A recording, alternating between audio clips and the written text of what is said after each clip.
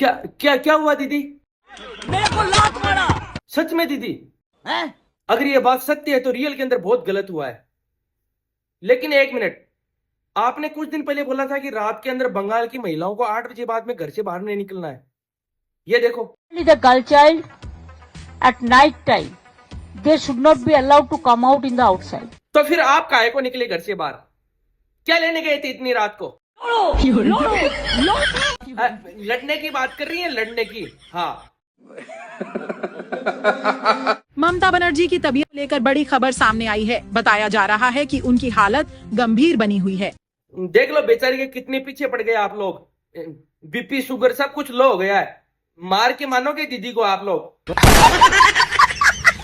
एक बार इस घुटली की बात सुनना। तो क्या हुई? बंगाल में तो बहुत बड़ा वाला खेला होने वाला है।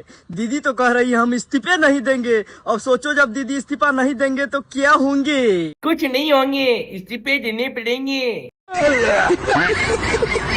अबे ऊंद्रा वंशज की छठी पीढ़ी के हाफ होमोसेपियंस, संविधान का नाम नहीं सुने होगा।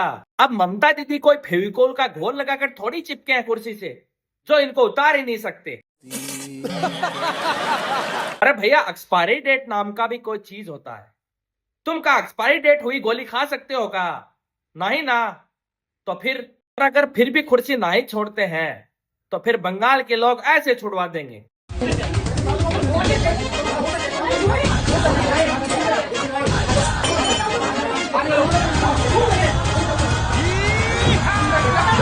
लवणेन भोज्यम।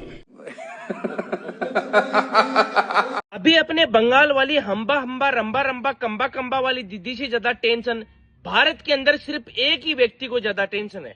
हैं? पवन खेड़ा। उसने बहुत ही ज्यादा गलत आदमी को अंगुली कर दी, वो भी इलेक्शन से पहले। अब पवन खेड़ा जी के करण पटलों के ऊपर हेमंत बिस्वा शर्मा के कुछ शब्द गूंज रहे हैं, जिनकी वजह से उनका बीपी शुगर सब कुछ लो हो चुका है। तो पवन खेड़ा एक गंदू आदमी है। अगर बीजेपी का सरकार हो ही जाता है तो पवन खेड़ा जीवन का अंतिम दिन असम का जेल में ही बिताएगा। एफआईआर मिस्टर गांधी पे भी होगा, क्योंकि आप कह रहे हैं नहीं, वो तो पहले खेड़ा को पेलूंगा, फिर खेड़ा से नाम निकालेगा तो बाकी को पेड़ा बनाऊंगा। तो अब मैं पवन खेड़ा जी को सिर्फ एक ही बात बोलना चाहता हूँ।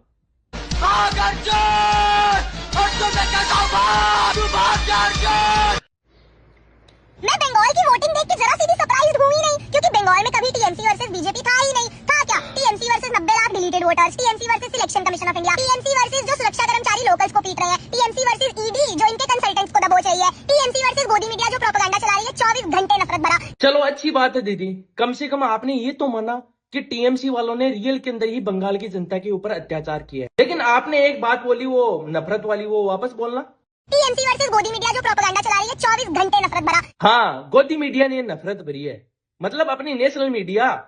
मैं भी कोई खास रिस्पेक्ट नहीं करता उन लोगों की, लेकिन अनाउंस करते हैं हम 4 मई के बाद आप लोगों को देख लेंगे, आप लोगों की खाल उतार देंगे। तो इस नफरत का कारण भी शायद ये गोदी मीडिया ही है। मानता हूं कि अपनी झूठी नेशनल मीडिया ने लाहौर इस्लामाबाद के ऊपर कब्जा करवा दिया था, लेकिन आप लोग कौन से कम हो। पहलगाम अटैक हुआ था तब टेररिस्ट धर्म पूछ पूछ के मार रहे थे। हालांकि यहाँ तक एक छोटा सा बच्चा रो रो के सब कुछ बता रहा था। एक पत्नी चीख चीख कर बोल रही थी कि उसके पति को उसके सामने कैसे मार दिया उन लोगों ने, लेकिन तुम उसे ऐसे नथुने फैलाकर उसको प्रोपेगेंडा बता रही थी।